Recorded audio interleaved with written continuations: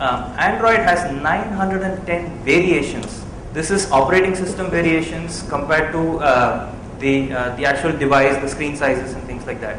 So if you were to create an application today for the Android market, you really need to look at very large combinations of test cases to make sure that your end user experience is at least consistent across some of these devices.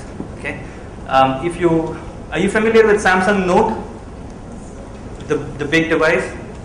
And are you familiar with the Samsung Y, the small one? The same application needs to be able to work on both those devices and provide the same business value to the end customer. How will you do that? How can you test for those kinds of conditions? The key thing about holding people into your application is about engagement. Like Facebook is the example I gave you. 3.8 hours per person average we spend on this thing. And every other social networking and every other website in anywhere in the world wants to have those kinds of statistics so that they can bring the customers, shop their catalog and buy at will. You know, that's what everybody wants to do.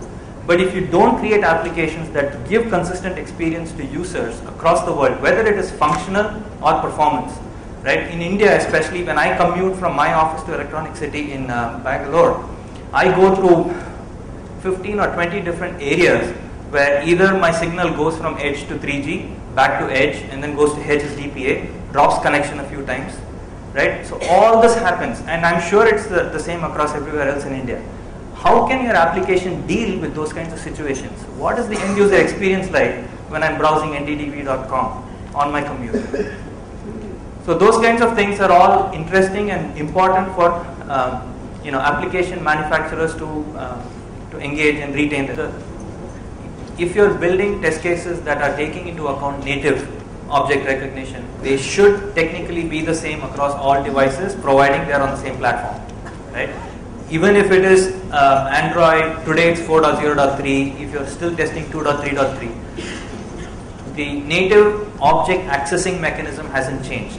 So across the different the versions of Android, that test case will still work no matter what device it is. But in terms of actual frameworks, yes, because all we do is produce Java code. Inside the Java code, there is a little bit of effort that you need to put in to make sure that for a particular device that you're testing, it's the same test case. All you're going to do is differentiate which device you're testing so that you can have different result sets for different test cases. So one thing you can look at is a test management environment that actually allows you to segregate things a little better, do configuration testing.